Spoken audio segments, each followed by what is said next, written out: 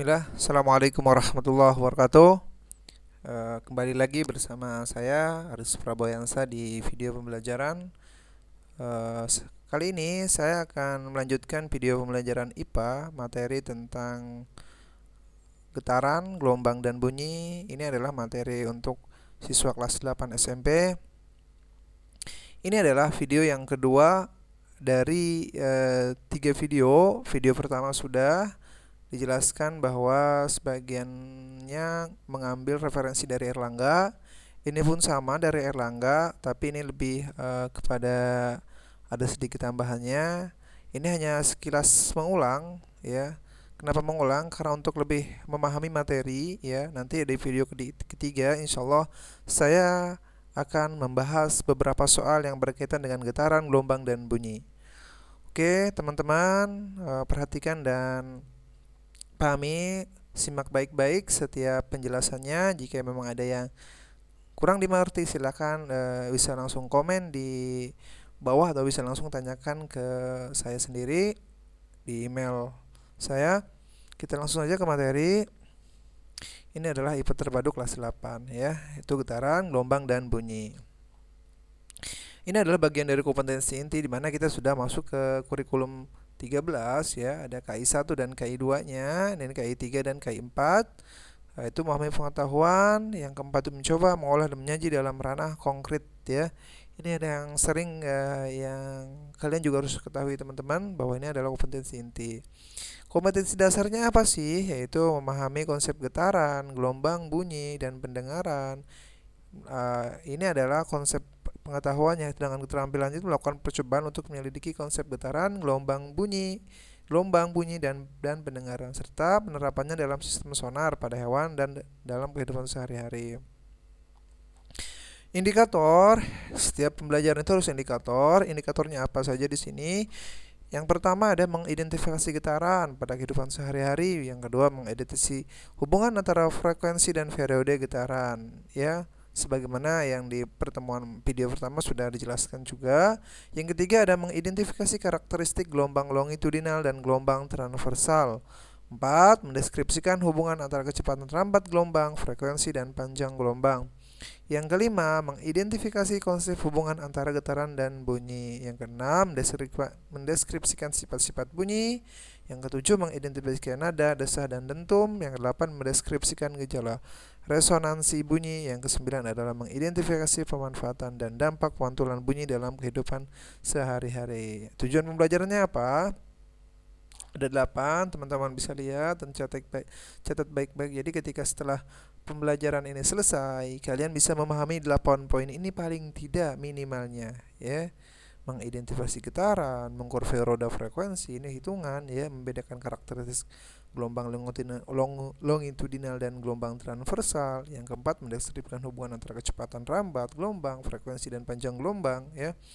Yang kelima, menyebutkan karakteristik gelombang bunyi. Yang keenam, membedakan infrasonik, ultrasonik, dan audiosonik. Ini adalah bunyi, ya. Yang ketujuh, merancang percobaan untuk mengukur cepat rambat bunyi. Ini harus dengan praktek, ya, keterampilan. Yang delapan, menyebutkan contoh pemanfaatan dan dampak pemantulan bunyi, ya. Sebagian ini sebenarnya sudah Bapak terangkan di video pertama, ya, tapi Bapak akan ulang lagi di video yang ini. Di slide yang ini kurang lebihnya sama, cuman ada beberapa tambahan di slide yang ini. Jadi Bapak agak cepat menerangkannya. Saya akan agak cepat menerangkannya. Mohon perhatikan saja. Getaran adalah gerakan suatu benda di sekitar titik seimbangnya pada lintasan tetap. Itu dimasuk dengan getaran. Satu getaran adalah gerakan bolak-balik satu kali penuh. Nah, lihat. Ini adalah getaran. Satu getaran itu dari A ke B ke C ke B ke A. Ini disebut satu getaran, ya. Nah, ini ada getaran selaras bandul pada pegas. Satu getaran itu dari O, ini kan awalnya seperti ini, dari O ke A ke O ke B dan ke O lagi. Itu adalah disebut satu getaran penuh, teman-teman, ya. Nah, ada frekuensi getaran. Frekuensi getaran ialah banyaknya getaran dari dalam 1 sekon. Ini juga sudah, yaitu getaran, jumlah banyaknya getaran dibagi dengan waktu. Sedangkan periode getaran ini juga sudah, yaitu T itu sama dengan 1/F atau 1/frekuensi. Jadi Bapak hanya mengulang saja materinya, nanti insya Allah ada pembahasan soalnya. Nah, ini juga sudah. Nah, gelombang adalah getaran yang merambat di sini, ya. Getaran ini sebetulnya adalah bentuk energi berupa usikan atau gangguan. Teman-teman juga bisa lihat di buku Erlangga ini juga ada. Gelombang adalah satu cara untuk memindahkan energi dari satu tempat ke tempat lain, itu disebut gelombang. Gelombang ada dua, yaitu gelombang elektromagnetik dan gelombang mekanik, ya. Gelombang elektromagnetik itu zat perantara, gelombang yang tidak memerlukan zat perantara, sedangkan mekanik itu dia memerlukan zat perantara dalam merambatnya. Contohnya gelombang bunyi. Ada juga gelombang berdasarkan arah getarannya, yaitu transversal dan longitudinal. Ini juga sudah Bapak jelaskan. Ini adalah gelombang transversal seperti ini bentuknya. Ya, dia ya, arah rambatnya, arah getarannya itu tegak lurus. Teman-teman bisa perhatikan. Nah, ini bisa arah geraknya tegak lurus dia. Nah, ini adalah tegak lurus. Ini disebut gelombang transversal, ya. Nah, ini gelombang longitudinal, ya, arah pautan dan renggangan. Ini hampir semua sudah Bapak bahas, ya. Jadi panjang satu gelombang atau panjang gelombang lambda adalah sama dengan panjang jarak ditempuh oleh gelombang dalam waktu satu periode. Ini juga sudah. Nah, pemantulan gelombang ini juga Bapak perkirakan sudah Bapak bahas. Ini adalah pantulan gelombang transversal, ujung tali tetap. Pantulan gelombang transversal, ujung tali bebas, beda ya. Lihat. Kalau bebas seperti ini ternyata. Ini akan berbeda. Nah, dia ada bawah, ya, bawah. Bunyi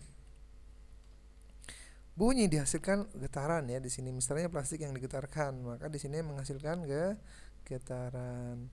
Ada infrasonik, audiosonik, dan ultrasonik. Ini juga sudah. Ultrasonik itu frekuensinya lebih dari 20 Hz, ya. Kalau audiosonik frekuensinya di daerah 20 Hz sampai 20.000 Hz, dapat dengar oleh manusia normal. Sedangkan infrasonik harusnya ini 20 Hz, ya, infrasonik. Ada jangkrik anjing itu melakukan infrasonik, sedangkan ultrasonik itu kelelawar, dia dikenal memiliki radar alami. Ya, ini cepat lambat. Cepat lambat bunyi, dia ada ini kuat bunyi, tinggi bunyi dan warna bunyi, intensitas bunyi, layangan, ada desah. Ini resonansi, kolom udara. Cepat lambat untuk menghitung cepat lambat resonansi lampu tipis, pantulan bunyi, hukum pemantulan bunyi, sudut datang, sudut pantul, ya. Ini juga sudah Bapak bahas semua. Jadi ini materi-materi yang Bapak ulang lagi nih, ya, di sini. Menghitung kedalaman laut, supaya efek Doppler. Oh, hampir sama semuanya. Ini saja nampaknya pembahasannya. Jadi mudah-mudahan kalian bisa memahaminya. Ini adalah hampir sama, ya, pertemuan pertama dengan pertemuan kedua, forfanya. Mudah-mudahan bisa dimengerti. Kita ketemu di video selanjutnya, yaitu video pembahasan soal-soal tentang yang berhubungan tentang getaran, gelombang, dan bunyi. Mudah-mudahan bermanfaat, mudah-mudahan kalian paham dan tetap semangat belajar. Jangan malas. Sallallahu Nabi Muhammad. Walhamdulillahirabbil alamin. Assalamualaikum warahmatullahi wabarakatuh.